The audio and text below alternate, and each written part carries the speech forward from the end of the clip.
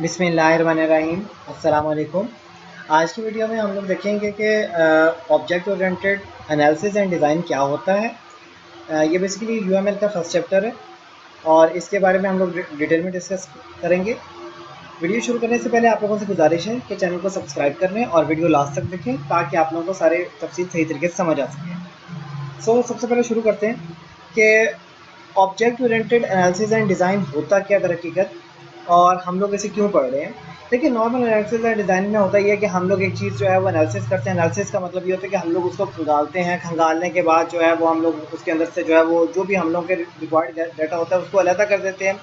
और एक दफ़ा अगर हमने एक तरीके से डाटा को इस्तेमाल कर लिया, हम लोग उसे दोबारा इस्तेमाल नहीं कर सकेंगे। और हम लोग क्या करते हैं, हम लोग डाटा को रिपीट करना शुरू कर देते हैं। Object oriented analysis and design का मतलब ये होता है कि हम लोग बेसिकली जो डाटा है उसको क्लासेस और ऑब्जेक्ट्स की शक्ल में ट्रीट करें। अब क्लास क्या होती है? क्लास बेसिकली क्या होता है? क्लास होता है collection of objects that have same attribute and behaviour. और स्पेशली एक क्लास का क्या होता है? एक नाम होता है। जिस तरह से हम लोग कोई भी क्लास का नाम देते हैं, जिस तरह से BSCS है एक क्लास का नाम, तो अब BSCS 5th सेमेस्टर या BSCS 6th सेमेस्टर कोई भी क्लास का नाम लेते हैं, तो ये बेसिकली अब हमने उसे क्लास का नाम क्यों दिया? क्योंकि कलेक्शन ऑफ ऑब्जेक्ट्स, क्योंकि वो क्या है, स्टूडेंट्स के ऊपर मुश्तमिल है दैट हैव सेम एट्रीब्यूट्स। अच्छा, एट्रीब्यूट सेम होने का मतलब क्या होता है? देखिए, सबका नेम है, सबका एड्रेस है, सबकी डेट ऑफ बर्थ है। अच्छा, इसके बाद हाँ, उनकी वैल्यूज़ ज़रूर चेंज है लेकिन सबके एट्रीब्यूट्स एक जैसे ही हैं। उनकी डेट ऑफ बर्थ है, उनका एड्रेस है, मतलब एट्रीब्यूट सबके सेम ही चल रहे हैं लेकिन जो उनके आगे वैल्यूज़ हैं वो वेरी करी जा रही हैं। अच्छा, इसके साथ साथ हमारे पास क्या हो रहा है? बिहेवियर। सेम बिहेवियर से मुराद ये होता है कि लेट्स सपोज अगर ये कहा जाए कि जी BSIT या BSCS ने जो है वो क्या करना है, पेपर देने हैं। अच्छा, अब उस पूरी क्लास का रिस्पांस जो है वो एक जैसे ही होगा कि सबने अगर मिड का पेपर कहा है तो मिड के पेपर देने हैं, फाइनल का पेपर कहा है तो फाइनल के पेपर देने हैं। ये नहीं होता कि आधी क्लास के जी हमने फलाना पेपर देना तो आधी क्लास के हमने फलाना पेपर देना है। नहीं, एक ही वक्त में एक ही तरीके से बिहेव कर रहे हैं हम। अच्छा, दूसरी चीज़ ये कि अगर लेट्स सपोज असाइनमेंट अनाउंस की जाती है क्लास के अंदर, तो वो उसके अगेंस्ट में भी वो क्या करेंगे, सेम बिहेवियर शो करवाएंगे। तो क्लास क्या होगी? Collection of objects that have same attribute and same behaviour. अच्छा, उसके बाद अब ऑब्जेक्ट की बात करते हैं। ऑब्जेक्ट क्या होता है? Single instance of A class, मतलब क्लास के अंदर एक अकेली रिप्रेजेंटेशन जिसके अंदर क्लास की सारे एट्रीब्यूट्स भी मौजूद हो और उसका बिहेवियर भी मौजूद हो। अब जिस तरह से मैं लेट्स सपोज किसी भी क्लास के एक पर्सन को बुला लूँ। अच्छा, अब उसके पास क्या होगा? क्लास की सारी इन्फॉर्मेशन होगी पहली बात। उसके मतलब जो कुछ भी क्लास के अंदर हो रहा है वो सारा कुछ उसे पता होगा। तो उसके एट्रीब्यूट्स तो सेम है ही हैं, उसका बिहेवियर भी सेम होगा। उसको देखते हुए हम लोग क्लास को क्या कर सकते हैं? आइडेंटिफाई कर सकते हैं, उसको रिफ्लेक्ट कर सकते हैं। अब यहाँ पर बात क्या हुई है? ऑब्जेक्ट ओरिएंटेड एनालिसिस मतलब ये कि हम लोग क्या करेंगे, जो भी ऑब्जेक्ट्स वगैरह मतलब चीज़ें वगैरह आइडेंटिफाई करनी है उन्हें ऑब्जेक्ट्स की शक्ल में करेंगे ताकि हम लोग उन्हें क्या कर सकें, रीयूज़ कर सकें। किसके अंदर? डिज़ाइन के अंदर। इससे काम क्या होगा? इससे काम ये होगा कि हमारे पास जो है वो उसूली तौर पर जो है वो एक तो जगह कम होगी, टाइम वेस्टिंग कम हो जाएगी और हम लोग एक रीयूजेबिलिटी है कि एक ही चीज़ को बार बार इस्तेमाल करना, जहाँ भी हम लोग को इस्तेमाल करने की ज़रूरत है वो हम लोग क्या कर सकते हैं? इस्तेमाल कर सकते हैं। अच्छा, अब ये सारी चीज़ें मतलब UML में बेसिकली ये क्या हो रहा है और हम लोग किस तरह से इसे अप्लाई करेंगे। तो जाहिर सी बात है कि आप लोगों को भी अच्छी तरह पता है कि कोई भी चीज़ वगैरह अगर हम लोगों ने अप्लाई वगैरह करनी है या कुछ भी करना है, तो उसके लिए हमारे पास जाहिर सी बात है कि कुछ पैटर्न्स होंगे या कुछ ऐसी चीज़ें होंगी, प्रिंसिपल्स होंगे। जिस तरह अगर हम लोग जो है वो उर्दू ज़बान बोलते हैं तो ऐसे नहीं होता कि हम लोग बस बोले जा रहे हैं बोले जा रहे हैं और अगले को वैसे ही समझ आ रही है। नहीं भाई, ऐसे नहीं होता। आखिर इसके भी कुछ रूल्स होते हैं, लेकिन चूंकि हमारी नेटिव ज़बान है इस वजह से हम लोग को ज़्यादा फील नहीं होता। लेकिन जिस तरह अगर हम लोगों ने इंग्लिश सीखनी है तो इंग्लिश के लिए जाहिर सी बात है कि हम लोग को टेंसेस सीखने पड़ेंगे। अगर टेंसेस नहीं सीखेंगे तो हम लोग जो है वो इंग्लिश जो है वो सही तरीके से नहीं बोल सकते हैं। इसी तरीके से हमारे पास क्या होता है, इसी तरीके से हमारे पास जो है वो UML है। UML के अंदर भी हम क्या होता है, हमारे पास कुछ प्रिंसिपल होते हैं, कुछ उसूल होते हैं, कुछ पैटर्न होते हैं, जिसको देखते हुए हम लोग क्या करते हैं, कोई भी प्रॉब्लम सॉल्व आउट करते हैं उन पैटर्न्स की मदद से। तो ये हमारे पास क्या हो गया? ऑब्जेक्ट ओरिएंटेड डिज़ाइन में प्रिंसिपल्स एंड पैटर्न हो गए। अच्छा, उसके बाद आ गया हमारे पास क्या? Use cases. अच्छा, अब यूज़ केसेस क्या होते हैं? यूज़ केसेस से मुराद ये होता है, मैं सिंपल उसे उर्दू में डिफाइन करता हूँ कि यूज़ केसेस होते क्या हैं। यूज़ केसेस हमारे पास होते हैं कि एक ऑब्जेक्ट क्या क्या फंक्शनैलिटी परफॉर्म कर पा रहा है, उसे हम लोग क्या बोलेंगे? यूज़ केसेस बोलेंगे। या एक एक्टर क्या क्या चीज़ें परफॉर्म कर रहा है, उसको हम लोग क्या बोलेंगे? नाम बोलेंगे, यूज़ केसेस का नाम बोलेंगे। अच्छा, अब एग्जांपल्स के तौर पे मैं काम करता हूँ तो ब्राउज़र ओपन कर लेता हूँ। यहाँ पर जो है वो एक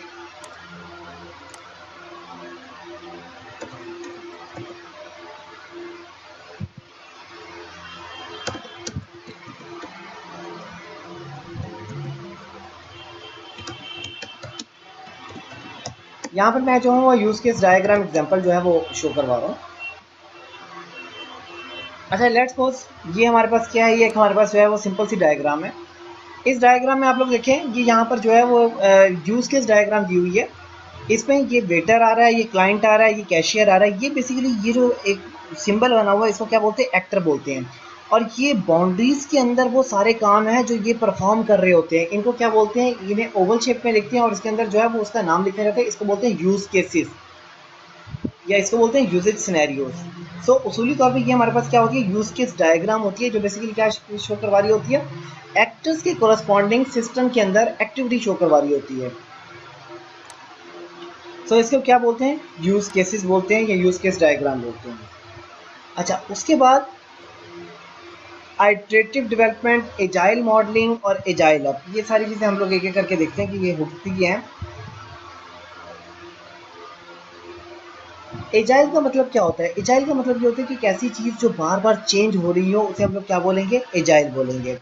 और अगर वो एक प्रोसेस मॉडल का हिस्सा है तो उसे हम लोग क्या बोलेंगे, आइटरेटिव डेवलपमेंट प्रोसेस बोलेंगे। मतलब एक चीज़ जो बार बार चेंज हो रही है, उसमें मॉडिफिकेशन आ रही हैं, फिर अपडेट हो रही है, फिर मॉडिफिकेशन आ रही हैं, फिर अपडेट हो रही है।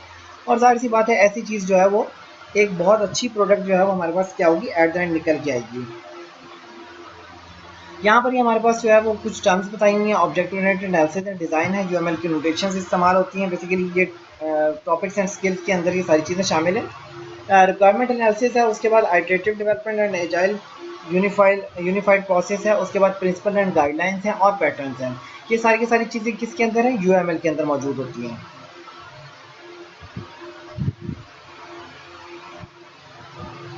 अच्छा, उसके बाद what is analysis and design. अब सिंपल एनालिसिस एंड डिज़ाइन की बात हो रही है। ऐसे इसका मतलब ये क्या हुआ, इसका मतलब ये हुआ कि हम लोग क्या कर रहे हैं, पहले काम तो एनालिसिस का मतलब ये होता है कि सोल्यूशन निकालने के लिए हम लोग अगर इन्वेस्टिगेशन करने जा रहे हैं तो उसको हम लोग क्या बोलेंगे, एनालिसिस बोलेंगे। और हमने वो सोल्यूशन निकालने के लिए सबसे पहले इन्वेस्टिगेट किया, उसके बाद हम लोगों ने जहन में एक सोल्यूशन बना लिया, कोई पेपर वर्क कर लिया, कुछ भी इस तरीके से कर लिया, तो उसको हम लोग क्या नाम देंगे, उसको हम लोग नाम देंगे, डिज़ाइन का नाम देंगे। So simple analysis and design का मतलब ये होता है कि एक चीज़ को इन्वेस्टिगेट करना, और डिज़ाइन का मतलब ये होता है कि उसके अंदर से जो भी चीज़ें हैं या जो भी सोल्यूशन हैं वो क्या करना, फाइंड आउट करके एक पैटर्न बना देना या कुछ भी इस तरीके से, जिसको इम्प्लीमेंट करते हुए हम लोग क्या करेंगे, उस प्रॉब्लम को सॉल्व कर सकेंगे या उस प्रॉब्लम के अगेंस्ट पे हम लोग क्या कर सकेंगे, सोल्यूशन गेट कर सकेंगे। अच्छा, अब उसके कोरेस्पॉन्डिंग क्या है, object oriented analysis and design. अब इसमें क्या होगा, नाम क्या आ गया, ऑब्जेक्ट ओरिएंटेड। अब जब भी बात होगी ऑब्जेक्ट ओरिएंटेड की, इसका मतलब ये होगा कि अब हम लोग एनालिसिस ज़रूर करेंगे, लेकिन क्या ढूंढेंगे, ऑब्जेक्ट्स ढूंढेंगे, क्लासेस ढूंढेंगे, किसके अंदर, सोल्यूशन को ढूंढते हैं, सोल्यूशन के अंदर फाइंड आउट करते हैं। मतलब सोल्यूशन को निकालने के लिए हम लोग क्या करेंगे, सबसे पहले क्लासेस ढूंढेंगे, उनके बिहेवियर आइडेंटिफाई करेंगे, उनके एट्रीब्यूट्स ढूंढेंगे। और डिज़ाइन का मतलब क्या है, उसे सेम एज इट इज़ इस तरह से डिज़ाइन करेंगे कि वो क्लासेस और ऑब्जेक्ट्स की शक्ल में मतलब वो डिज़ाइन हो। और हमें फ़ायदा क्या होगा, हमें फ़ायदा ये होगा कि हम लोग उसके अंदर यूजेबिलिटी बार बार परफॉर्म करके देख रहे होंगे। So simple analysis and design में फ़र्क है और object oriented analysis and design में फ़र्क है। मतलब ये दोनों अलग अलग चीज़ें हैं। Object oriented analysis and design जहाँ भी आ जाएगा, आप लोगों ने क्लास, ऑब्जेक्ट, इसका जिक्र लाजमी तौर पर करना है।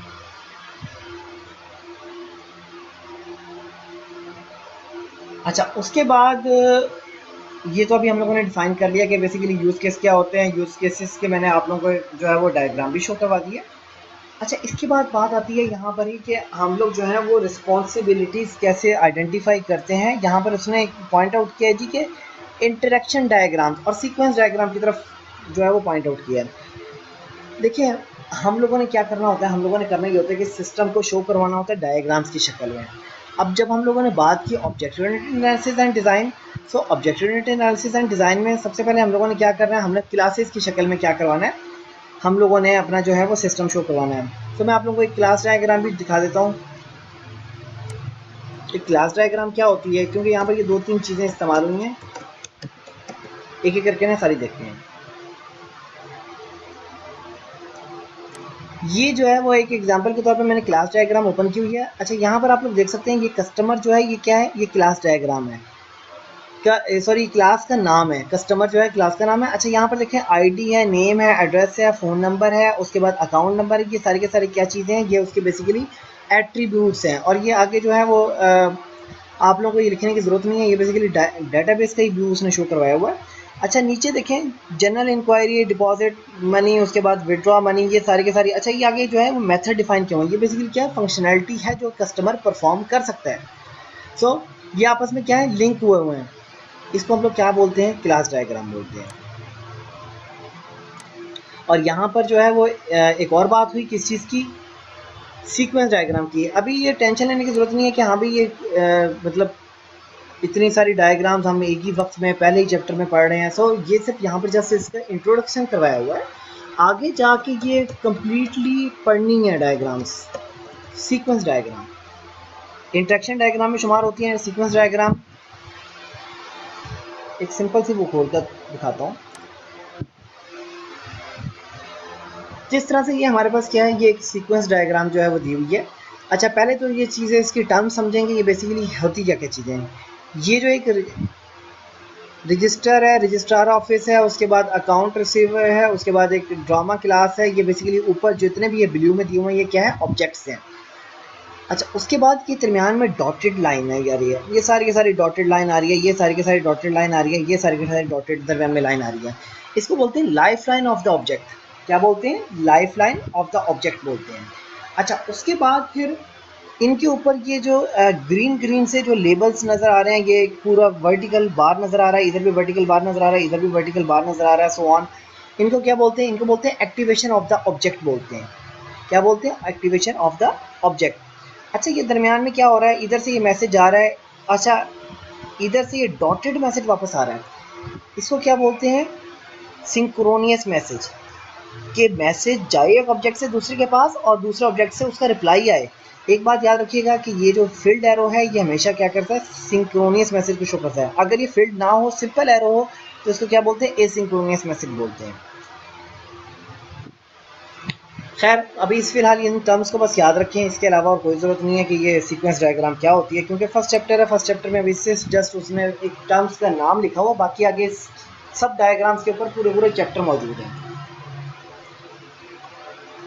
ये उसने एक एग्जांपल के तौर पे शो करवाया हुआ है। क्लास डायग्राम मैंने आप लोगों को अभी शो करवा दिए।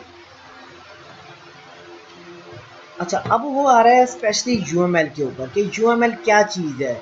अभी हम लोगों ने डिफाइन किया कि यूएमएल क्या है, बेसिकली एक डायग्रामिंग टूल है या एक डायग्रामिंग पूरी वो है, विजुअल रिप्रेजेंटेशन है किसकी, जो भी हमारे पास जो है वो सिस्टम के अंदर चीज़ें मौजूद हैं उनकी विजुअल रिप्रेजेंटेशन है। अच्छा, एक चीज़ और, ये पूरी दुनिया के अंदर एक ही है डायग्राम, मतलब ये नहीं कि ये क्लास डायग्राम पाकिस्तान में कोई और है, श्रीलंका में कोई और है डायग्राम, सऊदी अरब में कोई और है और अमेरिका में कोई और है, नहीं। पूरी की पूरी नेशन या पूरे के पूरे वर्ल्ड में ये एक ही डायग्राम है, ताकि अगर कोई चीज़ मैंने यहाँ पर सिस्टम को देखते हुए बनाई है, सो वो कोई भी बैठ के जब भी देखेगा, सो उसको भी वो वैसी ही मिलेगी, उसमें कोई फ़र्क नहीं होगा। यानी कि ये नहीं होगा कि वो उसे कोई मिस इंटरप्रेट करे या कोई भी कोई उसका और मतलब दे। अच्छा, अब यूएमएल को अप्लाई करने के 3 फेज़ होते हैं। सबसे पहले होता है यूएमएल एज ए स्केच। इसका मतलब ये होता है कि अक्सर हम लोग जो है वो ऑफन कोई भी डायग्राम्स वगैरह अपनी मर्ज़ी से ड्रॉ कर लें, कोई भी सिर्फ खुद की समझने की हद तक स्केच एक बना रहे हैं, कोई भी एक सिंपल सा स्केच बना लिया, कोई भी अपनी मर्ज़ी से जो है वो लैंग्वेज डिफाइन कर लिया, सो ऑन, या इनकम्प्लीट डायग्राम ड्रॉ कर ली, इसको हम लोग यूएमएल एज ए स्केच कहते हैं। उसके बाद है यूएमएल एज ए ब्लूप्रिंट। इसका मतलब क्या होता है, इसका मतलब ये होता है कि हम लोग जो है वो डिटेल्ड डिज़ाइन डायग्राम बनाने जा रहे हैं, मतलब ये कि उसकी सारी हो ना हो सब कुछ कर करा के मतलब कंप्लीटली उसको डिफाइन करने जा रहे हैं, सो उसको बोलते हैं यूएमएल एज ए ब्लूप्रिंट। अच्छा, उसके बाद क्या है, UML as a programming language. अच्छा, इसमें हम लोग क्या करते हैं, इसमें हम लोग ये करने जा रहे हैं कि यूएमएल को इंप्लीमेंट करने जा रहे हैं किसी ना किसी लैंग्वेज की मदद से। अब उसमें जावा हो सकती है, उसमें सी प्लस प्लस हो सकती है, कुछ भी हो सकता है, लेकिन यानी कि किसी ना किसी प्रोग्रामिंग लैंग्वेज की शक्ल में हम लोग उसे क्या करने जा रहे हैं, डिफाइन करने जा रहे हैं। अच्छा, एजाइल मॉडलिंग में, एजाइल मॉडलिंग के मुराद ये होता है कि एक ऐसा मॉडल जो बार बार चेंज हो रहा हो, उसमें हम लोग यूएमएल एज ए स्केच इस्तेमाल कर रहे होते हैं, क्योंकि एक तो ये कि नॉर्मल बहुत ज़्यादा इस्तेमाल में आसान है, और दूसरी बात ये कि इसमें हो क्या रहा होता है, इसमें हो ये रहा होता है कि क्योंकि हम लोग स्केच बना रहे हैं और इनकम्प्लीट स्केच बना रहे हैं, हमें पूरा कंप्लीट स्केच बनाने की जरूरत नहीं, क्योंकि उसमें बार बार मॉडिफाई होना है। जब तक वो कंप्लीट स्टेज पे नहीं पहुंचेगा हम लोग उसे कम्प्लीटली ऐसे चलाते रहेंगे। अच्छा, 3 पर्सपेक्टिव हैं यूएमएल को अप्लाई करने के। सबसे पहले कॉन्सेप्चुअल पर्सपेक्टिव, हम लोग इसमें सिर्फ चीज़ें डिफाइन करते हैं कि ये इस तरह से रियल वर्ल्ड में कैसे होंगी। उसके बाद स्पेसिफिकेशन पर्सपेक्टिव, स्पेसिफिकेशन पर्सपेक्टिव में ये होता है कि जो चीज़ें हम लोगों ने कंसेप्चुअल में डिफाइन की हैं हम लोग उसमें से एब्स्ट्रैक्शन निकालते हैं और उसमें मजीद ये करते हैं कि हम लोगों ने बेसिकली फोकस किस चीज़ पे करना है, स्पेसिफाई किस चीज़ पे करना है। इम्प्लीमेंटेशन डायग्राम का मतलब ये होता है कि हम लोग बेसिकली किस पार्टिकुलर टेक्नोलॉजी में उस सारी चीज़ को बनाने जा रहे हैं। वो जावा है, वो C++ है, वो C# है, वो वेब है, किस चीज़ में हम लोग जो है वो इम्प्लीमेंट करने जा रहे हैं। आगे उसने क्लास को जो है वो मेंशन किया कि क्लास हम लोग जो है वो किस किस वेज में हम लोग इस्तेमाल करते हैं। सबसे पहले है कंसेप्चुअल क्लास। कंसेप्चुअल क्लास का मतलब ये होता है कि हम लोग जस्ट कोई भी एक कंसेप्ट लेके चल रहे होते हैं कि हाँ भाई इस तरह का एक कंसेप्ट होगा, उसके हम लोग क्या बना लें एज ए क्लास के तौर पे इम्प्लीमेंट, मतलब क्लास के तौर पे कंसेप्ट बना लें, उसे हम लोग क्या बोलेंगे, कंसेप्चुअल क्लास बोलेंगे। अच्छा, अगर हम लोग वही क्लास जो है वो किसी सॉफ्टवेयर पर्सपेक्टिव के हिसाब से बना रहे हैं, कोई सॉफ्टवेयर का कंपोनेंट के हिसाब से बना रहे हैं, तो उसे हम लोग क्या बोलेंगे, सॉफ्टवेयर क्लास बोलेंगे।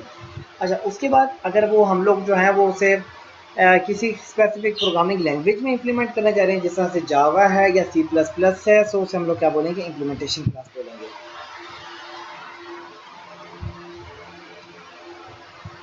आखिर में वो चैप्टर के एंड में वो यही कह रहा है कि विजुअल जो प्रोग्रामिंग है वो बहुत ज़बरदस्त है।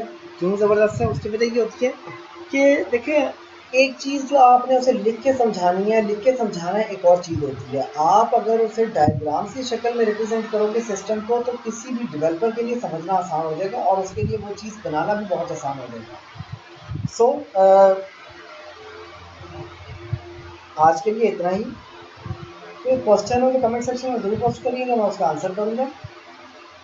आज की वीडियो तक के लिए इतना ही। नेक्स्ट वीडियो तक के लिए मुझे इजाज़त दीजिए। अल्लाह हाफिज़।